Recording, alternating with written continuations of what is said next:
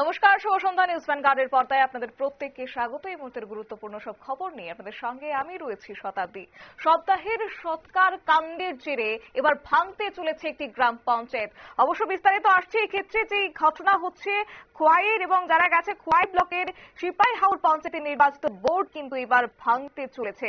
শুক্রবারই পঞ্চায়েতের পদাধিকারীগণ সহ সব সদস্যরাই এবার একসাথে ব্লকের কার্যালয়ে গিয়ে ভিডিওর হাতে পদত্যাগ পত্র তুলে দিতে পারেন বলেও শোনা গেছে। কারণ গত দুদিন আগে সিপাইহাওর পঞ্চায়েতের আমতলী শ্মশান ঘাটে বারবিল পঞ্চায়েতের জনৈক এক ব্যক্তি তার মৃতদেহ সৎকারে বাধা দিয়েছে সিপাইহাওরের লোকজন, সঙ্গে পঞ্চায়েত কর্তৃপক্ষ। তারা বারবিল পঞ্চায়েতের মৃতদেহ সিপাইহাওর পঞ্চায়েত এলাকায় দাহ করা যাবে না বলে হুলিয়া জারি করেছে। পরে বাধ্য হয়ে অন্য একটি স্থানে গিয়ে শবযাত্রীদের সেই মৃতদেহ সৎকার করা হয়েছে। আর এই মৃতদেহ সৎকার কাজে বাধা দানকে ঘিরে দুই পক্ষের মধ্যে ঝগড়া বিবাদ শুরু হলে পরবর্তীতে খবর দেওয়া হয় খোয়াই থানার পুলিশকে, এবং তখনই সিপাইহাওর পঞ্চায়েতের কেউ লাঞ্ছিত করে বলে অভিযোগ ওঠে। সেই সঙ্গে থানার গাড়িতেও কম বেশি ভাঙচুরও হয়েছে। আর এই ঘটনার সময় নাকি সেখানে সিপাইহাওর পঞ্চায়েতের উপপ্রধান সুদীপ দেববর্মা এবং পঞ্চায়েত সদস্য গৌতম তাঁতিও উপস্থিত ছিল। আর মৃতদেহ সৎকারে বাধা দানের ঘটনায় বারবিল পঞ্চায়েতের সব যাত্রীর পক্ষ থেকে কেউ একজন থানায় লিখিত অভিযোগ দায়ের করেছেন, এবং এর ভিত্তিতেই পুলিশের সিপাইহাওর পঞ্চায়েতের উপপ্রধান সুদীপ দেববর্মা এবং পঞ্চায়েত সদস্য গৌতম তাঁতি সহ আরো কয়েকজনকে অভিযুক্ত করে একটি মামলা নথিভুক্ত করেছে। যদিও এই ক্ষেত্রে জানা গেছে যে এই মামলা নথিভুক্ত হওয়ার কারণে পঞ্চায়েতের অন্যান্য সদস্যরা রীতিমতো ক্ষোভ প্রকাশ করেছেন।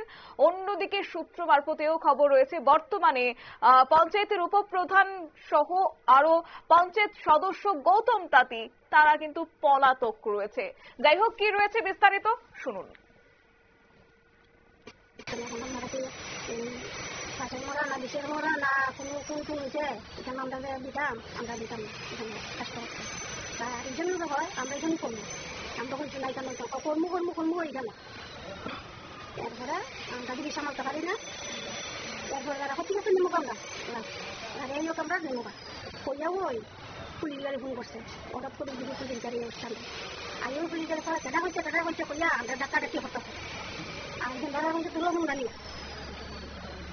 এরপর দেখে আমরা সামর্থ্য পারি না, আমরা প্রধানকে ফোন করছি, নাম্বারে উপপ্রধানকে ফোন করছি, নাম্বারে ফোন করছি আমরা আইও আমরা তোরা কই থাকে আমরা না তখন কত মানে না কি অর্ডার নিয়েছে আমরা তো কইতে পারতেছি না।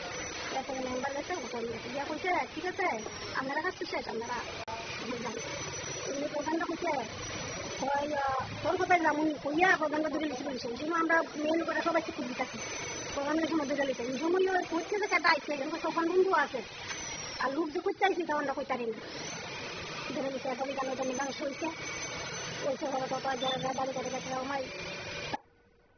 অবশ্যই ক্ষেত্রে একটা বিষয় ঠিকই শোনা যাচ্ছে যে মামলায় অভিযুক্ত শুনে গ্রেপ্তারি এড়াতেই গা ঢাকা দিয়েছেন এই উপপ্রধান সুদীপ এবং পঞ্চায়েত সদস্য গৌতম।